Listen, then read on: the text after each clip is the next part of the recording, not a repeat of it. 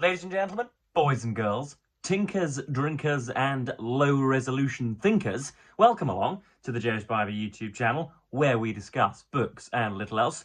And very many apologies, folks, for any promises on which I have reneged. I usually come out with at least one video on Friday covering Eichmann in Jerusalem. That was not possible because I was commemorating 55 years of marriage for my maternal grandparents.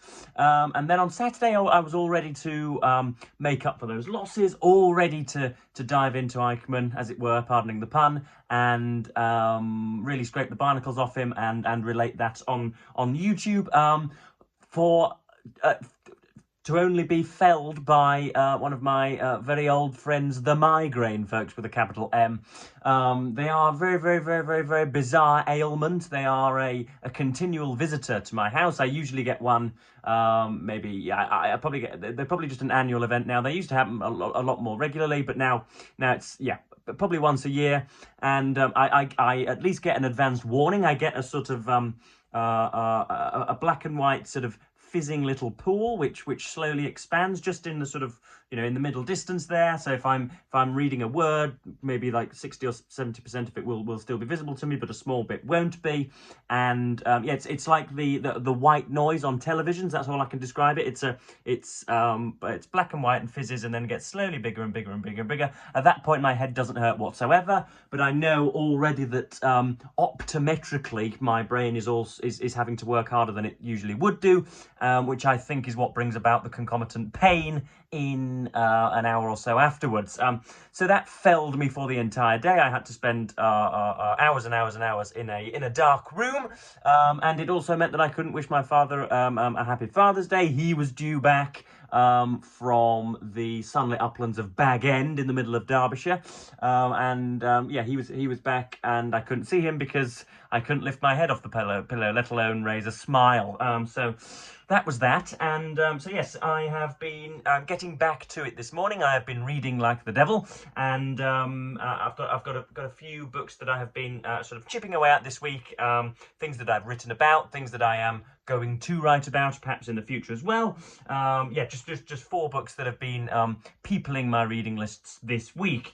So first up, we have again something that I think I've already mentioned and may even have advertised on this channel before. This is Martin Amis's Inside Story, his final novel. At least it's at least a titular novel, even though I think stylized non-fiction would be a better way of describing it. You can see there I have completely messed it up with one of the buy one get one free Waterstone stickers, and this individual copy, I do believe, comes with his signature there in pencil. So this is, yeah, something I've written about for my Substack, which is linked down below. Another shameless plug for you to funnel your currency into my pockets. But this is, again, it's a very ambiguous journey whenever I contact Mr. Amis these days. I'm not going to repeat the extent to which I owe him some of my literary propensities and my very talking at this screen now. But this I found to be, again, just curiously lackluster in sections, very episodic, not very concentrated. You can tell that sections were written on Tuesday and sections were written on Wednesday. There's a real inconsistency here. He flits from future to past to present to past to future to present to sort of random writerly recommendations, then to conversations, then to bits about Saul Bellow 30 years ago, then bits about Christopher Hitchens 10 years ago, then bits about pseudonymous Phoebe Phelps 20 years ago, then bits about, random sort of epigrammatic essays about anti-Semitism all the time, backwards and forwards. And that is obviously just a product of his own, what I called in my Substack, his own safe canonical seat, because he knows that, or knew rather, speaking about him in the present tense, he's now deceased. He knew from the age of about 25 that any little subordinate clause, any little paragraph, any little any little springboard of eloquence that he could produce would be published verbatim. He would never have an editor, and yeah, as I say, he knew that everything would be published as he would have intended it.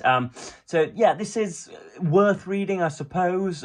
If you've never read any names before, then you will be confused by it. But for those of us that have been plumbing his depths, pardoning the pun, we're used to this kind of intemperate, irresolute, incontinent balderdash lots of the time. But of course, there are paragraphs of again, beautiful eloquence and, excellent prescription and encouragement, and, there's a kind of an indelible warmth about it, a real elderly warmth, because he wrote this when he was, I think, past 70. He died at age 73, so yeah, late 60s, early 70s when he's writing this, and so yeah, it's worth reading. It's a big thing, and it's the last thing he wrote, and therefore, it's got, as a self-avowed Amician, it's got to be something that has to be read. And this was a reread anyway. I read it when it came out in 2020 and had forgotten everything about it, and have forgotten most of it still as well, because there isn't a subject. It isn't a memoir. It isn't really a novel because nothing is invented. It's a very, very bizarre thing indeed. You will have noticed, folks, as well. Perhaps I meant to talk about this in the video's prolegomena, in its preface. You will notice there we've got ourselves a little friend there, a little forehead munchkin. It has both an epicenter and indeed a fallout zone. It's got a blast radius and yeah, a kind of nuclear perimeter around it. Goodness knows how that came about, probably because I wasn't able to cleanse yesterday, but it's got its own inviolable human rights. It is a gorgeous interlocutor. If ever I'm bored these days, I can just have a chat with it. And yes, that is my spot bedizened forehead for you all. Next up, the two books that I've been reading in turn. I think Thursday and Friday I was reading bits and bobs of these before mine and my grandparents' journey to Leeds. I hauled this a little while ago on the channel. This is the major works of Dr. Johnson. So we've got some poetry. We've got all of his stuff from the Idler and the Rambler. Those are the kind of periodical essays that I think made his name. We've got diaries and letters. We've got some prefaces to biographies. So whenever somebody came out with a biography of Dryden or Milton or Pope, Johnson was usually the person to whom the publisher went for an introduction. We've got bits on Abyssinia, the duty of a journalist, just the kind of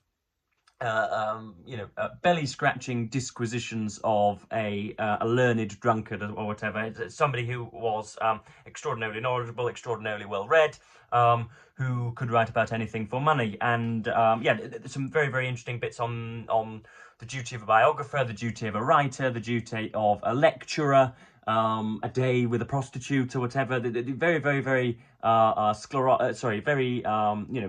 disparate. A disparate platter of subjects studied, but yeah, very, very nice. The one line that I circled and committed to memory was it's about book criticism and how even the most sort of idiotic of ideologues can find their way to becoming a critic. It's essentially a skill-less requirement and task. It says what was it? A criticism is a study by which men grow important and formidable at very small expense, which is why indeed that I do one day hope to be a bona fide, much paid and therefore moneyed book critic. But there we are. So that's that's Samuel Johnson, the major works, including Rasselas, which is I think one of his earlier poems. Apparently his poetry is not something for which he is very well remembered. Obviously he's an essayist and a critic nowadays, but he was apparently a very, very wistful poet in his youth as well. Next up we have Christopher Hitchens' And Yet Essays. Again, I sort of touted this. I tempted you with it last Sunday in my something like 9 political recommendations for a 2024 election year, and found myself falling into this once more. There is a trifecta about halfway through here called On the Limits to Self-Improvement. Hitchens, by the time that he was writing them in the early 2000s, was an adipose git that was very much on his way out as a result of smoking and the imbibement of all sorts of concoctions of alcohol. And some of his colleagues at Vanity Fair then I think tried to encourage him to get into some decent shape or whatever. He goes for a back sack and crack wax at a Brazilian therapist's. He spends something like £14,000 on a kind of excellent treadmill. He, goes to a kind of a Slovakian retreat where he eats nothing but cabbage for a week or whatever. So there's stuff on that. There's stuff on George Orwell. There is stuff on Bill Clinton. There is stuff on, which is curiously redolent of what I've been writing about over the last 2 weeks. It's about the kind of casuistry and the sort of supposedly lissom commentary pertaining to the fact that none of our politicians are very, very different. Everyone's the same, that kind of demotic everyman. Oh gosh, I don't like politicians because they're all, venal and self-interested. That kind of very, very, very, very lazy codswallop that is now brought out on a daily basis in the news media. And he also talks about the weird ways in which people very much like to think that we live in curiously unintelligent times, that this period alone, of course he was talking about the early 21st century, but we might as well talk about the 2020s. This is a kind of a weird, peculiarly stupid age, and how this has always been said of the particular societies going back to the mid 19th and 20th centuries. So yeah, it's very, very interesting. You can tell that Hitchens is really clawing at profundity and really would like to be known as a splendidly clever person. I'm not ever so sure quite how ardent and earnest many of it is. He was, very, very successful as a contrarian, and I believe, anyway, a poser. Somebody that really, if he'd have been left on a desert island, he would have smoked himself to death rather than read very many books. I don't think he was a particularly, when the lights went out, I don't think he was a particularly excited reader. But anyway, that's And Yet, Christopher Hitchens, some of his essays. And then what I've just started this morning and shall be reviewing for our Summer in Sport event here on BookTube, this is Matt Rendell's The Death of Marco Pantani, a biography. Now, there is the eponymous Mr. Pantani there. He was a much celebrated Italian cyclist of the late 20th century who tackled Miguel Indurain of Spain and Lance Armstrong of America, and very many other similarly skinny Europeans. And of course, as I've said before, embodied the kind of archetypal Italian razzmatazz and the panache and the win at all costs kind of ridiculously self-destructive manner. Obviously he went bald at a very early age, but apart from that was sort of aesthetically pleasing, I think we will agree. And rode for Italian teams pretty much all of his life, and was the victim of a cocaine addiction later on in life. And so there's obviously an inherent tragedy that needs explaining there. I've never heard of Mr. Rendell, which was probably one of the reasons why I picked this up a little while ago, was because I know a great many cycling journalists and read their work on a regular basis, but Matt Rendell is indeed a mystery to me, so I don't know who it is that he works for, but this is already pushing the buttons. I do enjoy it when a journalist tries to be artful and doesn't just regurgitate some of the interviews with the personnel that he consulted. When they try to just really try to access some of the metaphysics that are going on behind it as well. Try and be kind of acceptably deep. We know what I feel about the kind of ruinous depth that some writers will go to try and be significant, but Mr. Rendell seems to have walked that tightrope really well. He's not, it's good. It's well written thus far. Anyway, I'm only about 35 pages into The Blighter. But yes, this was a little bit of a rushed video, folks. I'm afraid a little bit pusillanimous. I am only just better after my suffering a migraine yesterday, but I thought I'd come on here. Nothing cheers me up, or at least nothing straightens the spine quite like producing a YouTube video. So I hope I was on reasonable form today. And look at that, absolute. People are going to be mistaking me for a dartboard, aren't they, when I go out in public? But there we are. That's just the vain and beauteous Joseph Spivey worrying about his aesthetic appeal. But yes, I'm going to stop blathering on. And as ever, thank you ever so much for watching BookTube, and say goodbye.